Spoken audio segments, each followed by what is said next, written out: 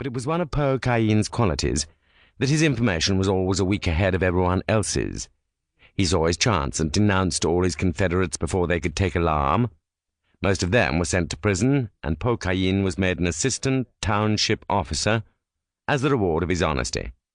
Since then he had risen steadily.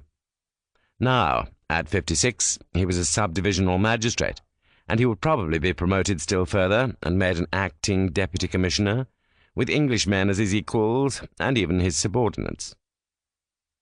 As a magistrate, his methods were simple. Even for the vastest bribe, you would never sell the decision of a case, because he knew that a magistrate who gives wrong judgments is caught sooner or later. His practice, a much safer one, was to take bribes from both sides and then decide the case on strictly legal grounds. This won him a useful reputation for impartiality. Besides his revenue from litigants, Po Kayin levied a ceaseless toll, a sort of private taxation scheme, from all the villages under his jurisdiction. If any village failed in its tribute, Po Kayin took punitive measures.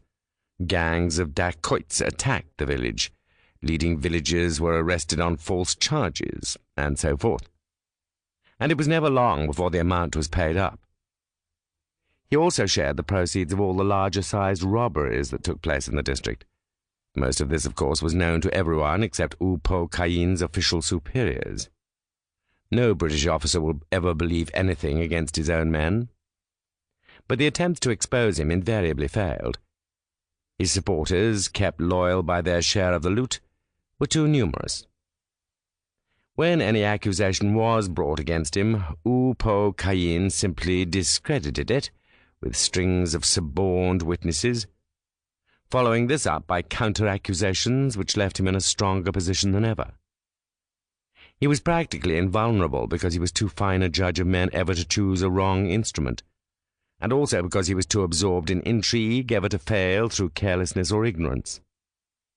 One could say with practical certainty that he would never be found out, that he would go from success to success, and would finally die full of honor, worth several lakhs of rupees.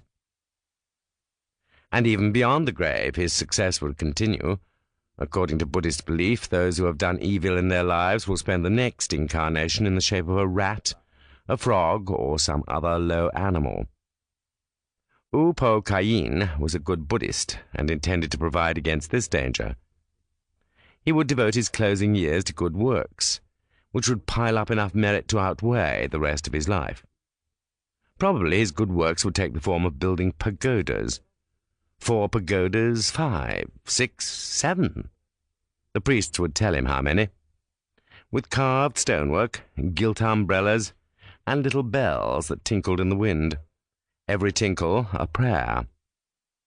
And he would return to the earth in male human shape, for a woman ranks at about the same level as a rat or a frog, or at worst as some dignified beast, such as an elephant.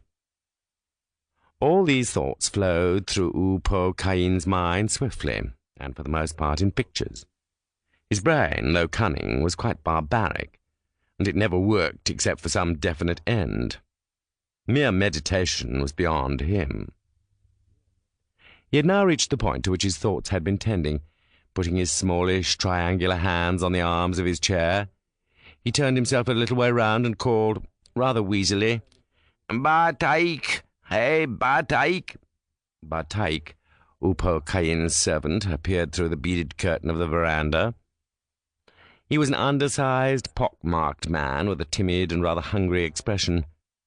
Po Kayin paid him no wages, for he was a convicted thief, whom a word would send to prison.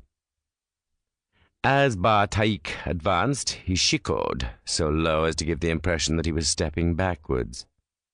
"Most holy God," he said, "is anyone waiting to see me, Bataik?" Bataik enumerated the visitors upon his fingers.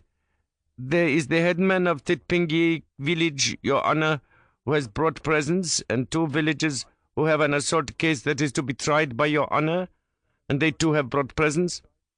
Koba Sein, the head clerk of the Deputy Commissioner's office, wishes to see you, and there is Ali Shah, the police constable, and a dacoit whose name